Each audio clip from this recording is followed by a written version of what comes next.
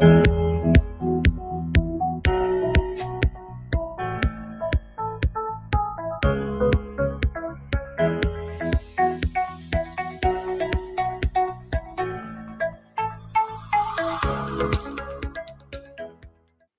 bien, doctores. Veamos acá lo que es policitemia, ¿correcto? Muy bien. Me voy a basar obviamente en cierta bibliografía actualizada y también en lo que dice el CIBEN, en su publicación o en su consenso sobre problemas o situaciones hematológicas, ¿correcto? CIBEN, recuerda que es la Sociedad Iberoamericana de Neonatología, ¿ok?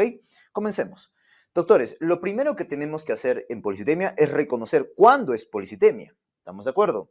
Muy bien. La definición de policitemia, doctores, es por un hematocrito venoso mayor de 65% o hemoglobina venosa mayor de 22 gramos por decilitro, ¿correcto? Esa es la manera de definirlo. Date cuenta, es de vena. Ahora, doctores, esa vena, según el CIBEN, tiene que ser de muestra venosa central, ¿correcto? Tú lees el UpToDate, muestra venosa periférica, dicen, ¿correcto? Bueno, al fin y al cabo es muestra venosa. Y lo que sí están de acuerdo es que no debe ser medido de manera capilar. O sea, esto de acá es netamente venoso, ¿correcto?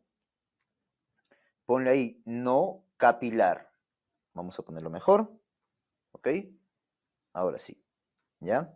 Estas definiciones, esta definición de acá, por favor, que sea no capilar.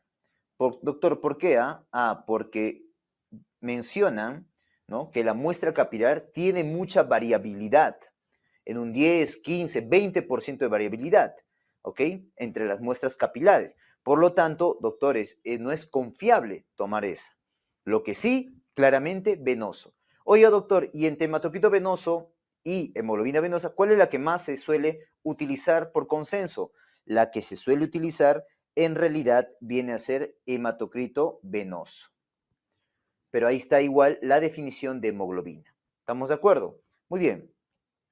Doctor, ¿qué tan frecuente es esta? Ok, se puede presentar, doctores, dicen, hasta 5% para aquellos que viven a nivel del mar, todos los recién nacidos. Y obviamente va a ser un poco más, ¿no? 1,5 y hasta 5% cuando viven a altura. Eso se entiende, ¿no? Si tú vives a altura, vives a mayor situación de hipoxia. Por lo tanto, ¿no?, la médula ósea reacciona produciendo más hemoglobina, más hematocrito o más hematíes. ¿Estamos de acuerdo? Entonces, hay más policitemia a mayor altura. Estoy hablando de policitemia neonatal, ¿ah? ¿Estamos de acuerdo? Muy bien. Listo. Eso es definición y algunos datitos epidemiológicos. Ahora, doctores, la policitemia que estás viendo ahí, ya, si hablamos de etiología, ¿a qué se debe? Se debe a dos cosas muy importantes, ¿ok?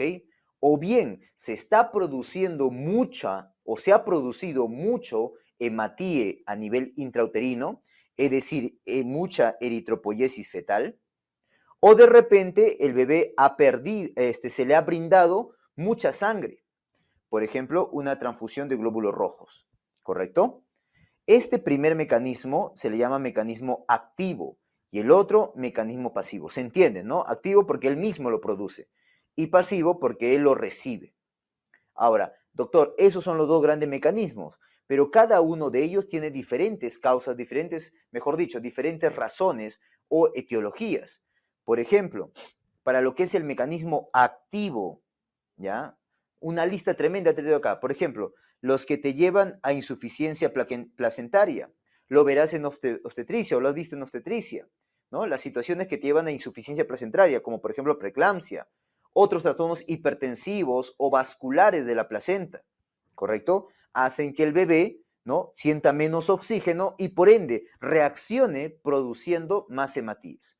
Lo mismo, situaciones de hipoxia materna, como por ejemplo trastornos cardíacos y pulmonares en la madre, ¿correcto? Si la madre es cardiópata cianótica, por ejemplo, o si es pulmópata la madre, va a tener menos oxígeno, situación de hipoxia en la madre, y eso va a hacer que produzca pues más hematíes en el bebé.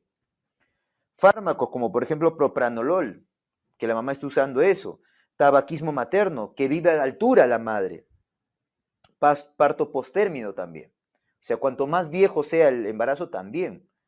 ¿Qué más, doctor? Factores de riesgo neonatales, como por ejemplo, pequeño y grande, los dos extremos, pequeño para edad gestacional y grande para edad gestacional. Mamá con diabetes y algunos síndromes, como por ejemplo el síndrome de Big-Wiedemann, o por ejemplo anomalías endocrinas, ¿ok? O anomalías cromosómicas, principalmente las trisomías 13, 18 y 21, las más conocidas, ¿ok? Entonces, esta lista de situaciones o etiologías, ¿ok? Te van a llevar a que el feto comience a producir más hematíes, es decir, estimule la eritropoyesis fetal, ¿correcto? Y por ende, eso es un mecanismo activo de polistemia. Por otro lado, tenemos el mecanismo pasivo, ¿ya? En el cual el bebé recibe los hematíes.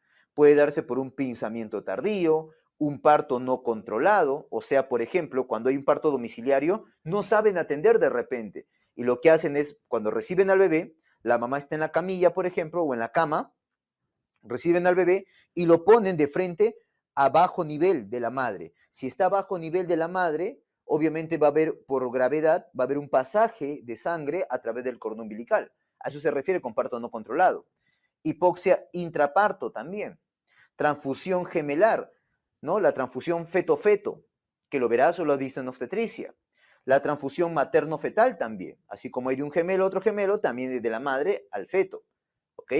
Muy bien, entonces el bebé en estas situaciones está recibiendo más sangre, más hematíes. Es como una transfusión de glóbulos rojos. Es un mecanismo pasivo, ¿correcto? Ahora, de todos ellos, ya sea activo o pasivo, ¿cuál es el más frecuente relacionados en bebés a término? El pinzamiento tardío. El pinzamiento tardío, doctores, es la causa más común en bebés a término, ¿no? Este pinzamiento tardío. Que justamente lo utilizamos o lo hacemos para evitar anemia, ¿te acuerdas? Para evitar anemia, pero a veces se demora tanto de repente que se le pasa mucha sangre, ¿correcto? Entonces el pinzamiento tardío es, pues, doctores, una manera o la causa más común de polistemia en bebés a términos, ¿ya? Muy bien. Entonces, por un lado tenemos el mecanismo activo y por otro lado tenemos el mecanismo pasivo.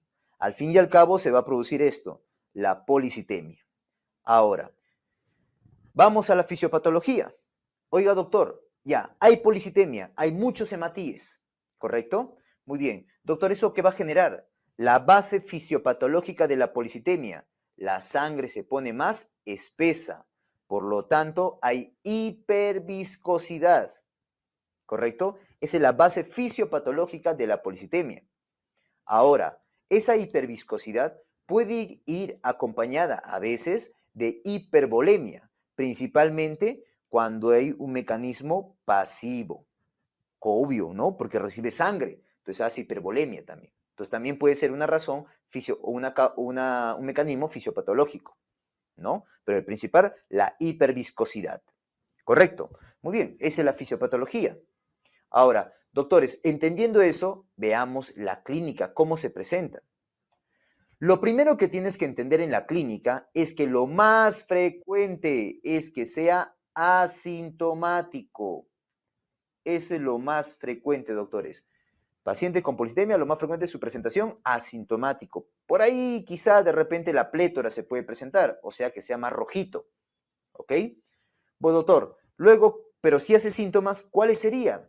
Ahí tienes, por ejemplo, cianosis, tienes taquicardia, ¿no? Taquipnia, distensión abdominal, vómitos, succión débil, llanto anormal, letargio, apnea, temblores, hematuria, priapismo, trombosis de vena renal, cálculos biliares, hepatomegalia, hipotonía, irritabilidad, convulsiones e hipertensión pulmonar persistente. ¿Te das cuenta, doctores, que la clínica es muy inespecífica? ¿Ok? Entonces tienes que apoyarte de otras cosas, apoyarte de la etiología o de los factores de riesgo, apoyarte pues del resultado del laboratorio, ¿correcto? Muy bien. Doctor, ¿y esos cuadros clínicos por qué se explican? O esa presentación clínica. Como la sangre está hiperviscosa, está más espesa, entonces el flujo va a ser más lento. Escucha, el flujo va a ser más lento. Al ser el flujo más lento, entonces la llegada de oxígeno, La perfusión a los órganos más distales e importantes, como el cerebro, ¿ok? Va a disminuir. Entonces va a haber clínica de esto. Por ejemplo, si pasa menos sangre por el pulmón, ¿no? Si pasa menos sangre por el pulmón, el cuerpo, mejor dicho, se oxigena entonces menos sangre, ¿estamos de acuerdo? Menos hematosis. Por lo tanto, doctores, el cuerpo percibe que no hay mucho oxígeno. Entonces, ¿qué dice? Oye, tienes que respirar más. Y comienza a hacer taquipnia. Además, ahí está la causa de la taquipnia, por ejemplo. Además, al hacer taquipnia, se relaciona también a la taquicardia. ¿Correcto? Va a comenzar a hacer taquicardia. También como para manera de compensar, recuerda que el corazón es la bomba, manera de compensar que llegue más sangre, más fácilmente la sangre a los órganos distales, porque la sangre está espesa. Ahí está la taquicardia entonces. En la parte más distal del cuerpo, como por ejemplo en las manos, puede haber cianosis, ya que al pasar lento la sangre, la sangre más o menos oxigenada va a quedarse más retenida en la parte periférica, va a ser más lento su salida, por lo tanto aparece cianosis. La distensión abdominal se puede percibir o se puede deber a la siguiente razón. Uno, a la visceromegalia, como hay hipervolemia también, ¿no? El hígado se agranda. Puede ser una causa de la distensión abdominal. Otro también es que la sangre cuando fluye por los intestinos va a fluir de manera lenta. Al fluir de manera lenta, doctores, se va a enlentecer el peristaltismo. Entonces se puede llenar un poquito de gases. Hay distensión abdominal, ¿correcto? Entonces, al querer comer, al querer tomar su leche, no va a poder también pasar adecuadamente los alimentos. Todo va a regresar. Por eso, los vómitos también. ¿Ok? La succión va a estar débil, va a haber apneas, puede haber convulsiones. ¿Por qué, doctor? ¿Por qué problemas neurológicos? Por lo siguiente, al fluir sangre más lenta por el cerebro, puede desencadenar, doctores, zonas de hipoxia, por ende, zonas epileptogénicas y desencadenar convulsiones. ¿Correcto? También habrá temblores, hematuria, priapismo por el volumen. Cuando hay hipervolemia, ¿no? A algún lugar tendrá que ir la sangre, hace priapismo, ¿ok? Y así, te das cuenta cómo se explica esto o bien por la hiperviscosidad o bien por la hipervolemia. La clínica del paciente con policitemia, ¿ok? Pero recuerda, lo más frecuente es que sea, ¿qué te dije?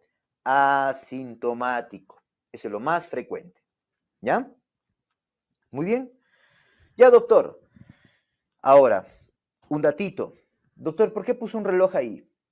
Normalmente, doctores, ¿cuándo suele aparecer, no? ¿Cuándo suele aparecer la clínica de un paciente con policitemia? A la segunda hora de vida. Ahí suele aparecer la clínica de policitemia. ¿Ok?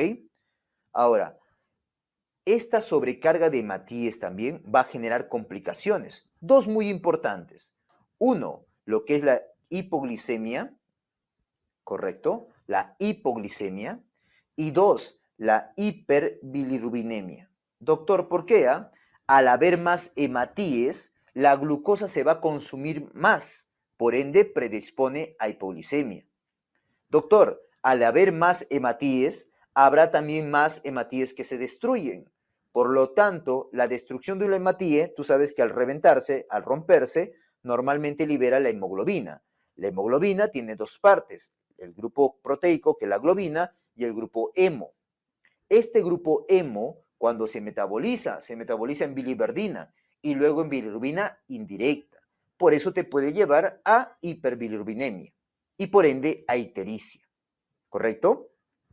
Muy bien. Entonces también dentro del manejo hay que controlar esos valores. Mídele con hemoglucotest, mide las bilirrubinas totales y fraccionadas. No vaya a ser que haga luego hipoglicemia o hiperbilirrubinemia que requiera de repente fototerapia. ¿Estamos de acuerdo? Muy bien. Ahora, lo más importante en policitemia, doctores, además de la definición, es recordar, doctores, el tratamiento. ¿Ya? Bueno, además de la definición, la clínica y la fisiopatología, que es la hiperviscosidad más menos hipervolemia. ¿Ya? Eso también quiero que te recuerdes. Muy bien, ¿qué es lo más importante, doctor? El tratamiento. De todo, el tratamiento es lo más importante. ¿Ya? Ahora, para el tratamiento, doctores, quiero que clasifiques al paciente en tres. Es decir, puede haber tres escenarios. El primer escenario es que es un paciente asintomático con hematocrito mayor de 65, recuerda que no es mayor o igual a, es mayor de 65, pero menor de 70%. ¿Ya? Ese es el primero, la primera situación, el primer escenario. El segundo escenario es que sea sintomático con hematocrito mayor de 65 y menos de 70%. Recuerda que acá en estas dos situaciones que te acabo de decir, no agarra al 70%. ¿Correcto? Muy bien. Y el tercer escenario, doctores, es pues que sea asintomático, sintomático, no me importa, pero que su hematocrito sea mayor o igual a 70%. ¿Correcto? Tres escenarios que se pueden dar en un paciente con policitemia. Ahora, doctor, ¿qué hago en la primera situación? Solamente manejo expectante y control. ¿Control con qué? Con un nuevo valor de hematocrito. Puedes pedir hematocrito y también hemoglobina, por si acaso. ¿Ya? Pero tengo que controlar, no va a ser que ahora sí aumente más de 70. ¿Ok? O también que haga clínica. Es hematocrito, control de hematocrito y control de clínica. ¿Estamos de acuerdo? Muy bien. Ahora, doctor, pero para el escenario 2 y escenario 3, ¿cuál es el manejo? Según el CIBEN, la Sociedad Iberoamericana de Neonatología, claramente mencionan que en estos pacientes sí tienen que recibir la famosa exsanguino transfusión parcial. Recuerda que decir exsanguino transfusión parcial es lo mismo decir hemodilución, porque voy a diluir la sangre. No te confundas con la exsanguinotransfusión total, que esa utilizamos en el manejo de ictericia neonatal. Ten cuidado, ¿ok? Muy bien. Doctor, un dato importante que tienes que saber en la exsanguinotransfusión parcial es cuánto volumen de sangre voy a extraer o voy a transfundir. ¿En qué consiste esto, doctores? En que yo saco sangre con bastantes hematíes y meto cloruro de sodio. En eso consiste la transfusión parcial.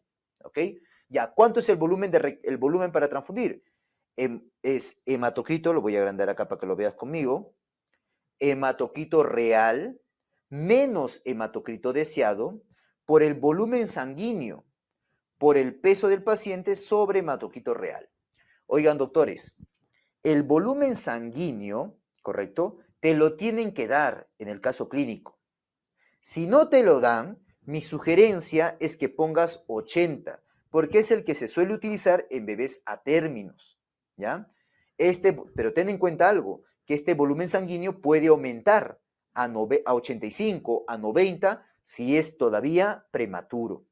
¿Estamos de acuerdo? Pero cuando es un a término, 80 se suele utilizar. ¿Ya? ¿Ok? Idealmente deberían, en un caso clínico, ponerte el valor del volumen sanguíneo.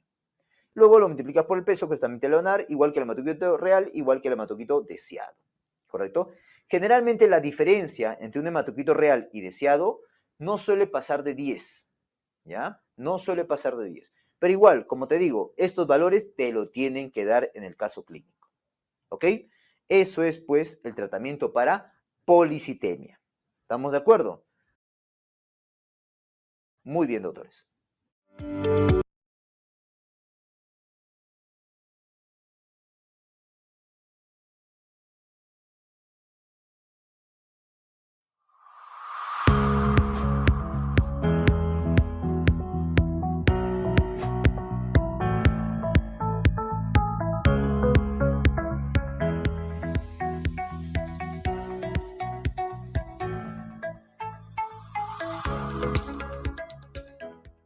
Veamos acá, doctores, anemia de recién nacido. ¿Correcto? Muy bien. Lo primero que tenemos que hacer ante una anemia de recién nacido es definirla. ¿Ok?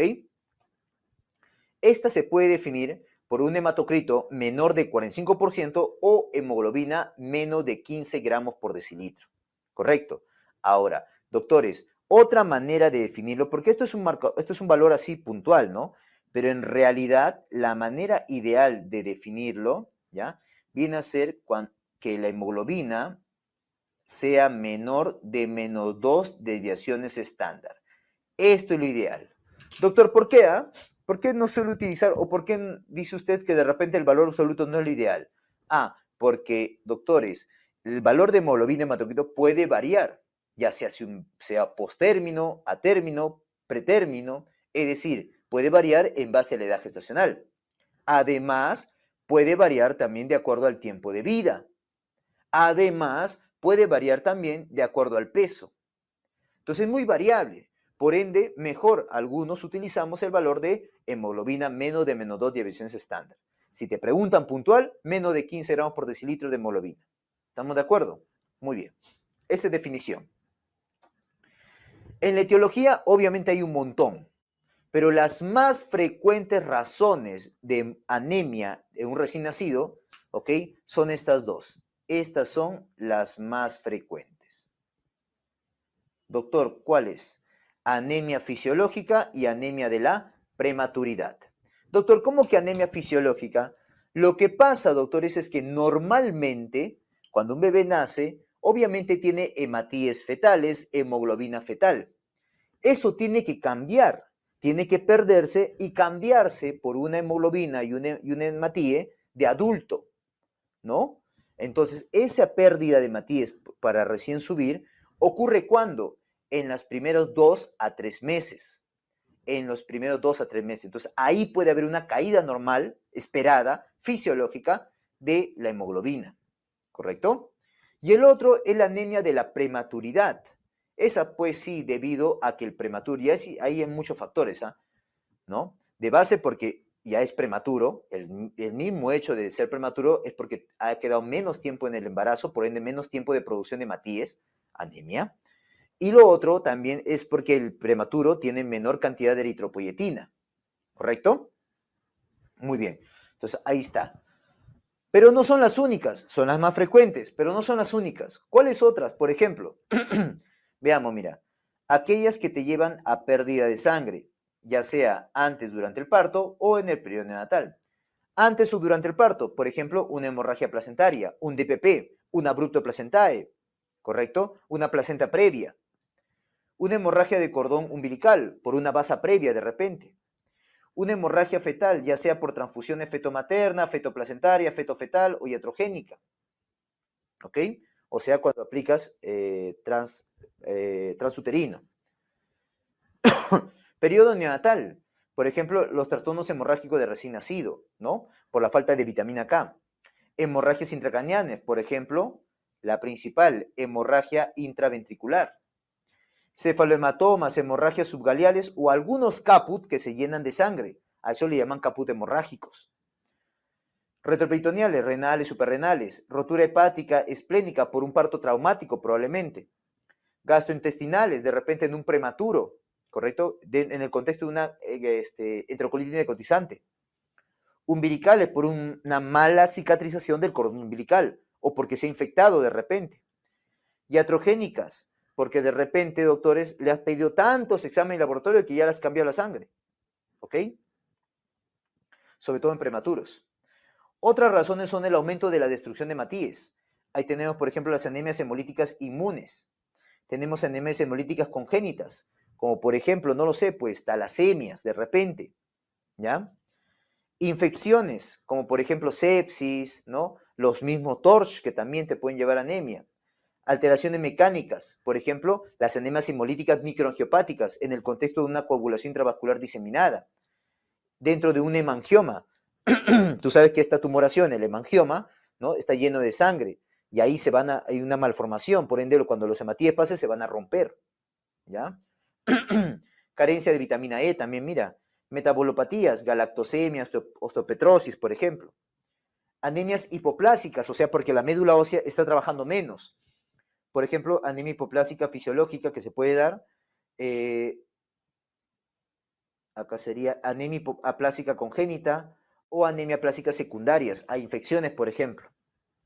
Entonces hay una lista tremenda de causas, pues, doctores, que te llevan a anemia de recién nacido. Pero obviamente las más frecuentes recomendadas a recordar es anemia fisiológica o anemia de la prematuridad. ¿Correcto? En la clínica, doctores, es una anemia, ¿no? Entonces la anemia, tú ya la conoces, palidez, taquicardia, fatiga, cansancio, ¿no? Entonces, simplemente para señalar algunas cositas. Se dice que la clínica más frecuente viene a ser la palidez de piel y mucosas.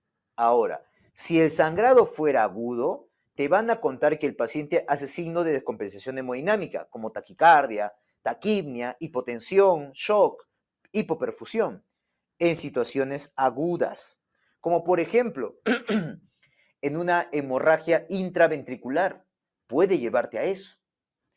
O en situaciones crónicas, ¿no? Que poco a poco se establece la anemia, síndrome anémico, ¿no? Palidez, por ejemplo, ¿no? Cansancio, fatiga, no puede lactar adecuadamente, duerme más de lo debido, ¿ya?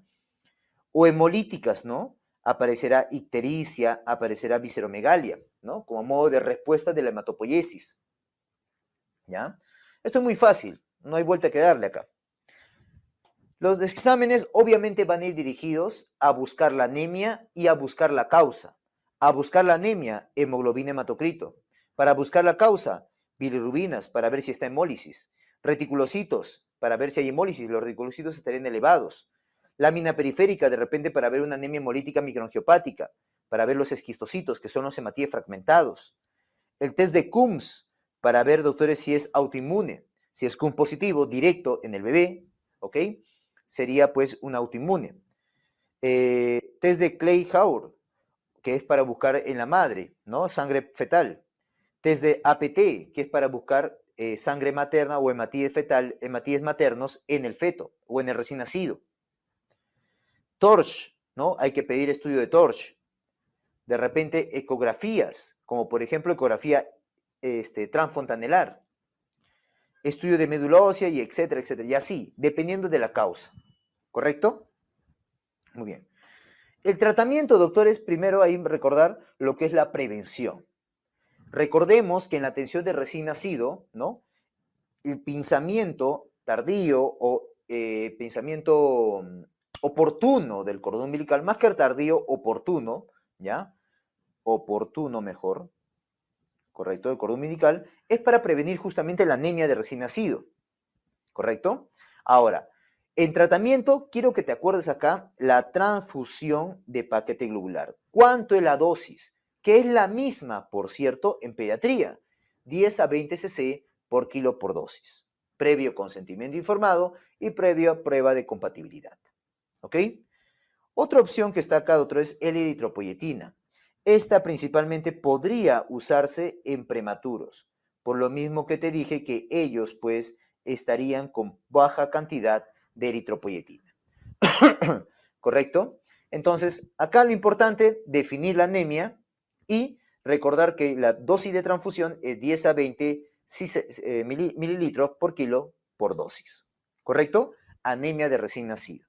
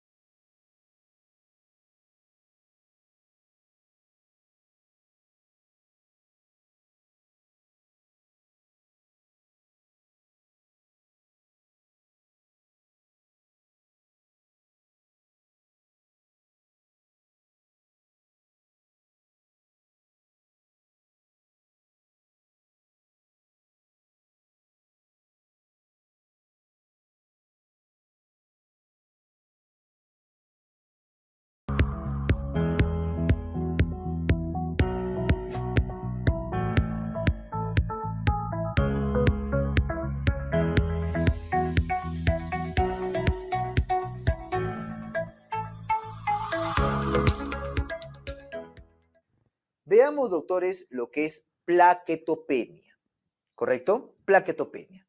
Muy bien, la plaquetopenia de recién nacido, doctores, también hay que definirla, ¿no? Cuando las plaquetas es menos de 150.000. Oye, doctor, es igual que en adulto. Igual que en niños, adolescentes y adultos, doctor, es lo mismo, ¿correcto?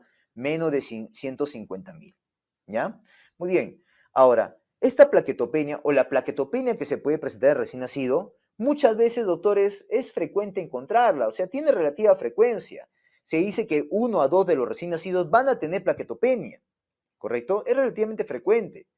Oye, doctor, pero yo no recuerdo que mi rotación en neonatología haya visto tanta plaquetopenia. Lo que pasa es que muchas veces son leves a moderadas y no genera mayor repercusión clínica. Y que además son autolimitadas. Tienen un tiempo de resolución de 7 días. O sea, a la semana ya se está resolviendo esta plaquetopenia, ¿no?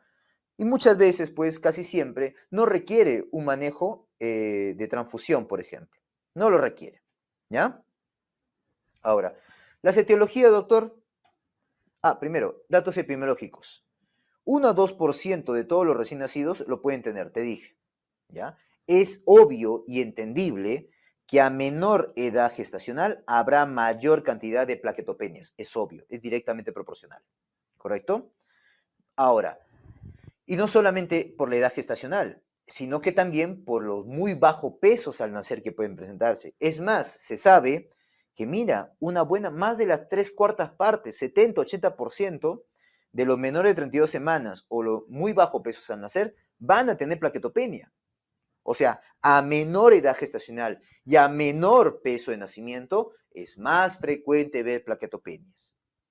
Y también se ha relacionado que es más alta la incidencia de plaquetopenia en pacientes hospitalizados. Por ejemplo, casi la tercera parte de los que están en la UCI tienen plaquetopenia. Por ende, hay que vigilarla, hay que observarla, hay que buscarla en los que están hospitalizados. ¿Estamos de acuerdo? Muy bien. Etiología. Acá también hay un montón de causas, obviamente. Por ejemplo, aumento de la destrucción o consumo de las plaquetas. Trombocitopenia inmune, o sea, un PTI, aloinmune, autoinmune, ¿no? O trombocitopenia inducida por fármacos, como por ejemplo la heparina, ¿no? Este es, por ejemplo, inducida por la heparina. Secuestro y captura. Hiperesplenismo, síndrome de Casabach, activación y consumo de plaquetas, de repente en el contexto de una infección o en el contexto de una coagulación intravascular diseminada, trombosis, enfermedad de von Willebrand, pero el tipo 2B, ¿ya? Eso lo veremos en hematología. O de repente debido a una disminución de la producción de plaquetas, o sea, problema en la médula, trombocitopenias congénitas, supresión de la médula por fármaco de repente, trastornos infiltrativos de la médula, como por ejemplo infecciosos por TORCH, por ejemplo, preeclampsia, y otras causas misceláneas, como por ejemplo las infecciones, asfixia, diluciones, etcétera, etcétera, etcétera. ¿Correcto? Entonces, hay varias causas de plaquetopenia, obviamente, pero es común encontrarlas en neonatos, sí es relativamente común, ¿correcto? Solamente que pasan desapercibidas, ya que son autolimitadas y muchas veces leves, no hacen clínica. Pero si hicieran clínica, doctores, ¿ya? ¿Qué clínica hicieran? Recuerda, por fisiología de hemato, tú sabes que la hemostasia se divide en dos partes, hemostasia primaria y hemostasia secundaria. Los protagonistas, las vedettes de la hemostasia primaria, son las plaquetas, ¿correcto? Y, doctor, si hubiera un problema de hemostasia primaria, o sea, plaquetario, también vascular, ¿ya? ¿Qué clínica haría? Clínica de trastorno de hemostasia primaria. ¿Y cuál es esa? Sangrados superficiales, lo que tú puedes ver rápidamente. Petequias, equimosis, epistaxia, gingivorragia, en este caso sangrado de cordón umbilical. ¿Correcto? En casos extremos, sangrados internos, pero extremos, ¿ok? Petequias, entonces mira todo lo que puede tener, ¿no? Petequias, equimosis, cefalohematoma, sangrado del cordón umbilical, sangrado de sitio de punción, por ejemplo. Van a sacarle muestras si está sangrando, ¿correcto? Entonces, es lo que podría verse en estos pacientes, ¿ya? Exámenes. Obviamente el examen va dirigido a la búsqueda de las plaquetas. Un hemograma completo que te va a ayudar también para ver cómo están los leucocitos, ¿ok? Y la hemoglobina. Y otros exámenes ya dependiendo de lo que tú estás buscando. De repente un perfil de coagulación para ver si está en una coagulación intravascular diseminada, ¿correcto? Y así, ¿ok? O estudios de repente para buscar otras enfermedades, enfermedad de von Willebrand, por ejemplo, ¿no? Para ver la prueba o otras enfermedades también, ¿ya? Entonces, hay varios exámenes que se puede pedir, ¿no? No hay mayor cosa, en realidad, ver el conteo de plaquetas. Tratamiento, ya.